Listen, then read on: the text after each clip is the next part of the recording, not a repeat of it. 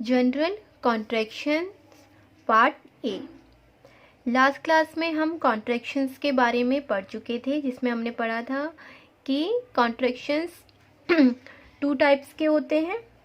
आज में हम उसमें से फर्स्ट जो टाइप है कॉन्ट्रैक्शन का वो पढ़ेंगे, which is general contractions. What is general contraction? Omission of consonant. पहला क्या है? Omission of consonants. फर्स्ट में भी इसका एक और इसमें रूल है कॉन्सोनेंट, इसमें जनरल कॉन्ट्रैक्शंस में, where P is very slightly sounded it may be omitted as in the word.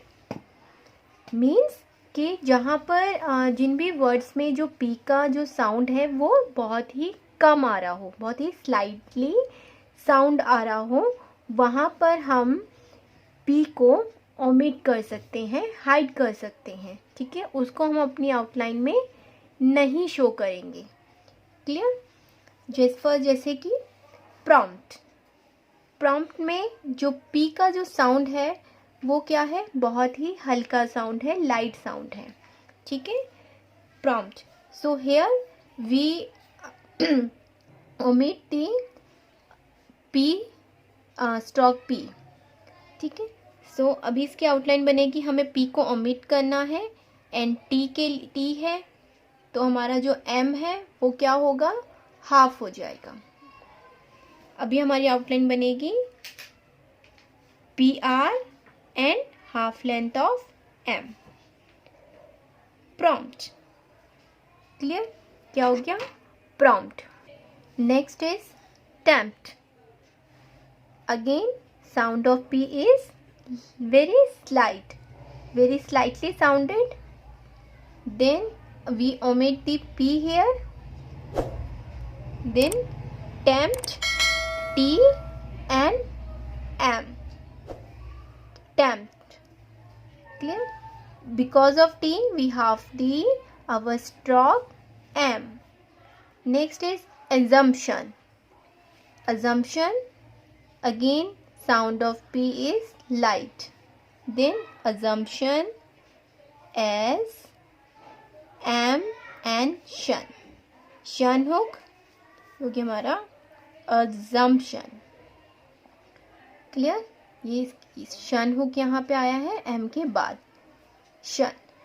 Next है exemption। अगेन पी का जो हमारे साउंड है बहुत ही कम है, तो पी को हम इस ओमिट कर देंगे assumption में। exemption। ठीक है, exemption। But where P is clearly sounded, it is represented in words like। But जहाँ पर जो पी का साउंड है, स्ट्रोक पी का जो साउंड है वो क्लियरली हमें सुनाई आ रहा हो, जैसे कि यहाँ पे 2 हमें वर्ड्स दिए गए हैं, इसी तरीके से और भी वर्ड्स में जहाँ पे पी का साउंड प्रॉपरली आ रहा हो, हमें क्लियरली सुनाई आ रहा हो, उस केस में हम हमारे पी को रिप्रेजेंट करेंगे, उस केस में हम उसको ओमिट नहीं करेंगे। जैसे कि ट्रम्पेट, ट्रम्पेट, ट्रम्पेट, पी का साउंड आ रहा है हमें, ट्रम्पेट, तो यहाँ पे हम हमारे पी को शो करेंगे। ठीक है, MP हमने पढ़ा था, तो यहाँ पर हम सेम पी को M को हम डार्क कर देंगे।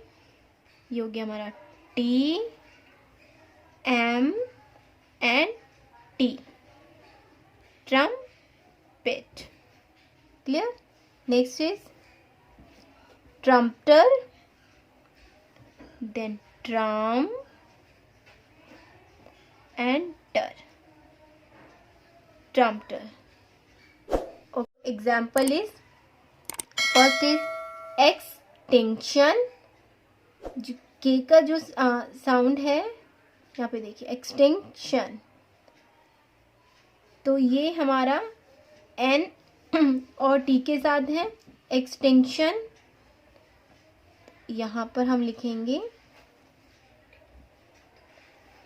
Extinction,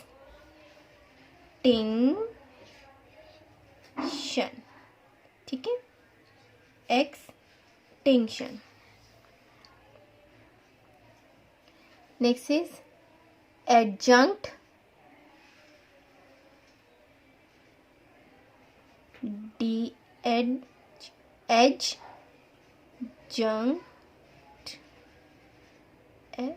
adjunct. But in trinket, blanket, and in such words where a vowel follows the consonant, the K or G is retained.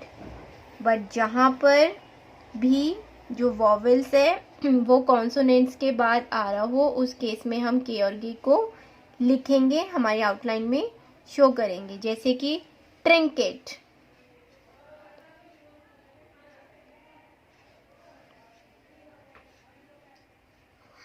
ये हो गया trin and ket, trinket.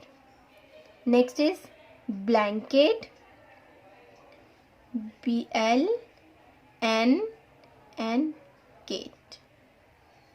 Blanket, ठीक है। यहाँ पे टी है तो इस यहाँ पे हाफ लेंथ, एंड यहाँ पर भी टी है तो हाफ लेंथ।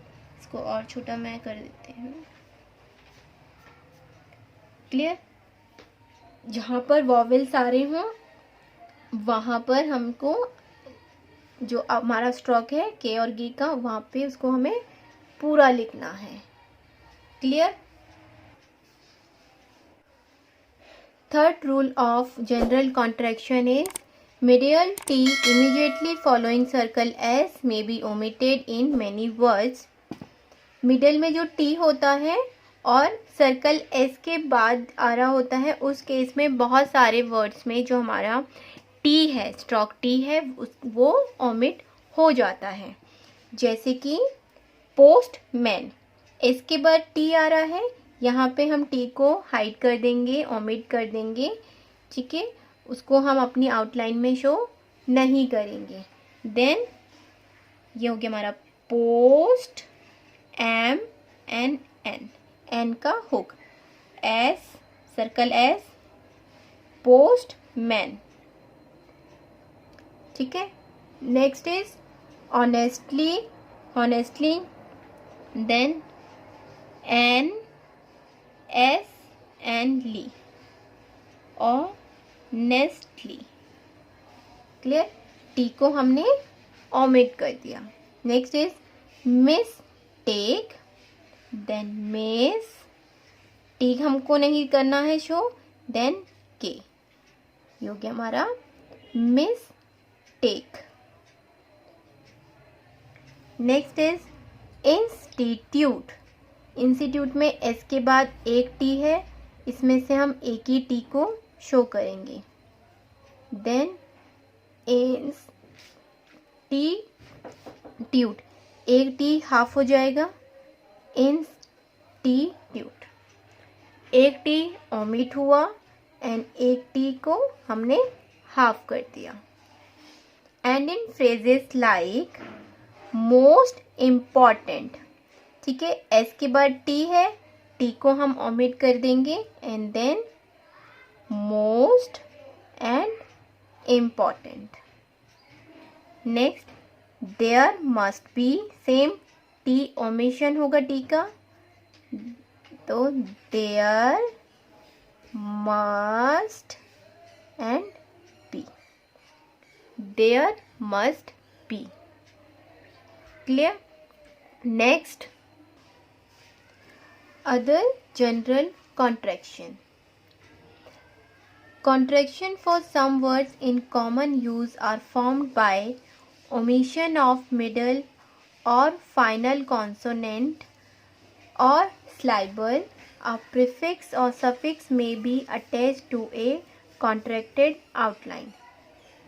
Means contraction जो कुछ ऐसे वर्ड्स हैं जो कॉमन यूज़ होने वाले जो वर्ड्स हैं उसमें हम ओमिशन करते हैं, किसमें, मिडल और फाइनल कॉन्सोनेंट्स में के और सिलाइबल के साथ, और ऐसे केसेस में क्या होता है, प्रीफिक्स और सफिक्स को भी हम अटैच कर सकते हैं एक कॉन्ट्रैक्टेड आउटलाइंस के साथ।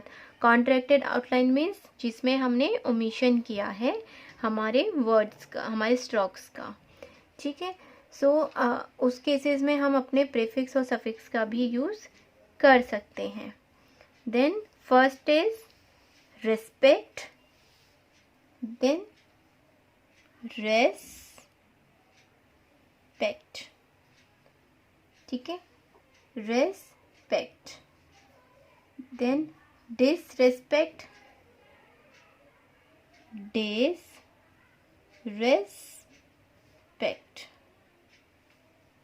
Respective, RSPNV, respective, clear. Then इसमें हमने क्या किया है, हम जो ओमिशन है वो मिडल और फाइनल कॉन्सोनेंट्स के साथ करते हैं, ठीक है। जो ओमिशन होता है वो मिडल और फाइनल कॉन्सोनेंट्स के या कॉन्सोनेंट या फिर सिलेबल्स के साथ होता है, ठीक है।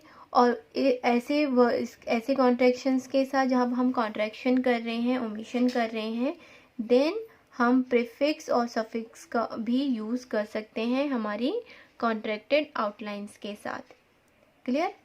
And contracted outlines are mostly written on the line.